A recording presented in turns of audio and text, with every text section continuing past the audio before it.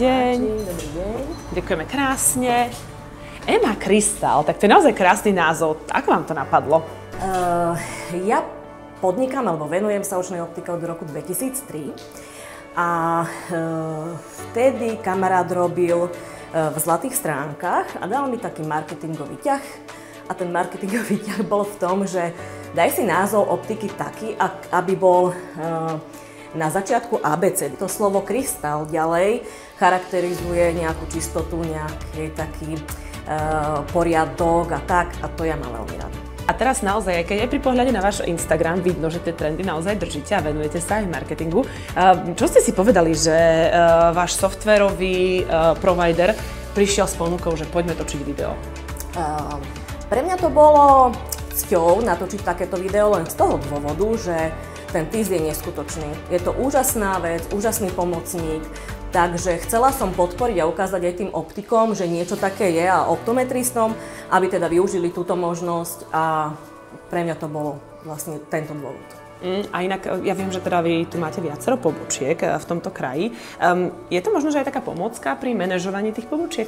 Určite, pretože ten TIS je riešený takým spôsobom, že tých pobočiek tam vie byť niekoľko, neskutočne veľa, kto koľko potrebuje, teda evidovať si tie veci, tržba aká je, viem zákazníci akí sú, viem tovaru, koľko tam je, takže je to veľmi, veľmi dobrý pomocník, viem si to prepínať vlastne medzi tými jednotlivými pobočkami, takže je to veľmi dobré. Je to naozaj tak, že sa naplňajú tie požiadavky, keď aj nejaké prídu z vašej strany? Určite, v TISe sú skvelí ľudia, ktorí mi veľmi pomáhajú, a teda nie len mne, ale aj kolegom, kedykoľvek vieme zavolať, vieme sa na nich obrátiť, či už mailovou komunikáciou alebo telefonickou komunikáciou. Stretávame sa na výstavách, proste sú to správni ľudia na správnom mieste. A mňa tak zaujíma, ako tá práca s TISom vlastne vyzerá, no, že nám ju poďte ukázať. Bez čoho teda v tom počítačovom svete si vo vašej optike neviete predstaviť už to fungovanie? Sú tam rôzne veci.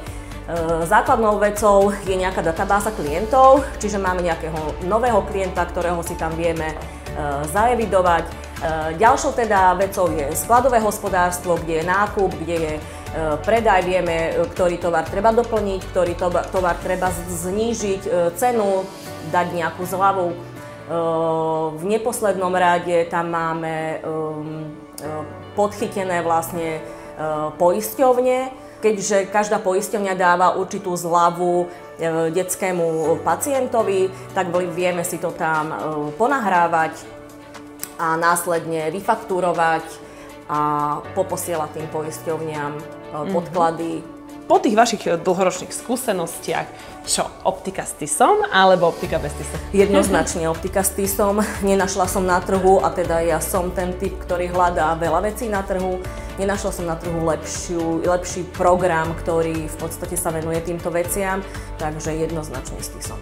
Ešte mi prezdáte, pretože vidím, že to je taká ako keby aj rodinná optika, váš manžel pracuje tam vzadu. Máte aj ďalšie potomstvo, ktoré bude túto tradíciu nejako živiť?